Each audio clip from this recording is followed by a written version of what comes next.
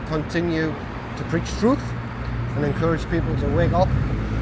Everybody's got their own message, but to wake up to what's going on is a global tyranny, where basically our government is coming under the World Health Organization and just operating a system of dictatorship and slavery and telling lies over and over again. And how long have you been doing this out here for? Since lockdown, we've been doing stuff like this intermittently. There's different groups all over the country actually, and in different areas and stuff. So I would say quite regularly. Is it mainly this current government, like the Labour, or the whole of lot? All politics? I said do not buy the con lab lie. I've been a member of the Conservative Party, I've been a member of the Labour Party, I've been a member of UKIP, and UKIP were a little bit more genuine, but basically it's a con lab party. A con. You know what a con is, conning people. And the lab is where you manufacture the lies. Right. And I remember I was privileged enough to meet someone from Cabinet Office during lockdown, and he was quite tight-lipped about what he was saying, but he agreed with every single word. It's a Conservative Party, and as we spoke, I said the Labour Party's finished. He looked devastated. They're all the same. So when you say you want to wake people up, like wake them up to see what? Like what is it, the goal?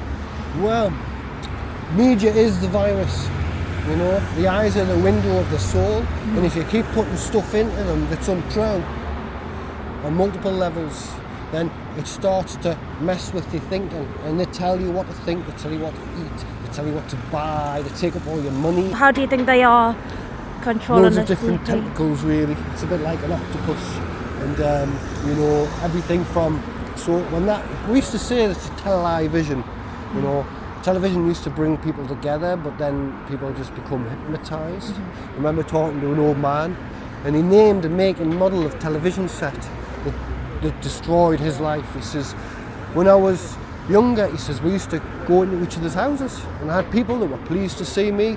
You would knock in, oh, do you want a cup of tea? Do you want a slice of cake? And you have conversation.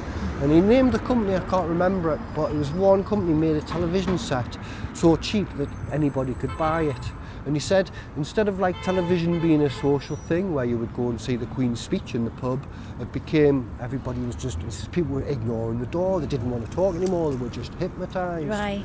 Loads of people have woken up to this, but now they're like this, hypnotised by devices as well, and they're putting the 450 nanometers straight in their faces.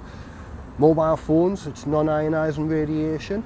When there's lots of it, densification, and it behaves like normal radiation and causes an increase in cancer and stuff like that. But people are too dense to understand what densification means.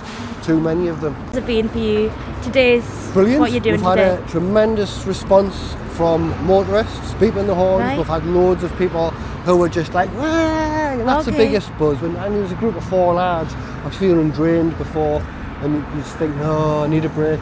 Walk back, and this car with 4 lads in. Okay, so it's a They're good. so pleased to see us, and so pleased. People are so pleased to know that we're not alone, because they resisted, and many people had to keep their mouths shut because of the jobs and stuff like that. Do you see a change over the years since you've been doing this in terms of your message? I think there's an awareness that vaccines are toxic. Right. I think there's an awareness that vaccines have always been toxic. I think there's an increasing resistance. My difficulty is, like, I'm a Christian. I believe in Jesus Christ of Nazareth. The difficulty is that with the current revelations that are coming out about Crown Corpus and this controversial stuff in the media, that sometimes people put everybody who believes in Jesus Christ of Nazareth into a religious box.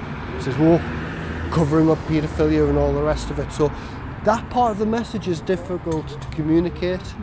And I tell people that, like, Jesus Christ is the spirit of truth, and it's not about religion, it's about relationship with a God who is love.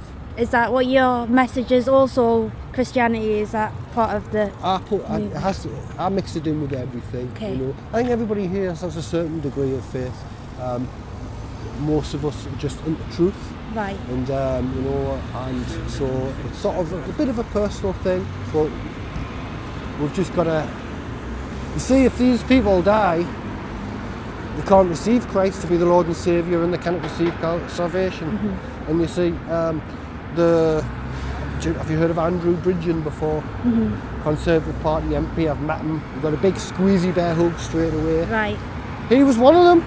He had his jabs. Yeah. He was covering up this and covering up that, and then he realised how toxic they were, had adverse reactions himself, and started speaking up. And he was told quite categorically, shut your mouth or you lose your job, and that's what happened. So what do you hope comes of this from today? Well, I hope that people realise that there was an estimate of 17 million vaccine deaths. It's probably about 30 million global vaccine deaths now, and people believe it's all to do with Putin.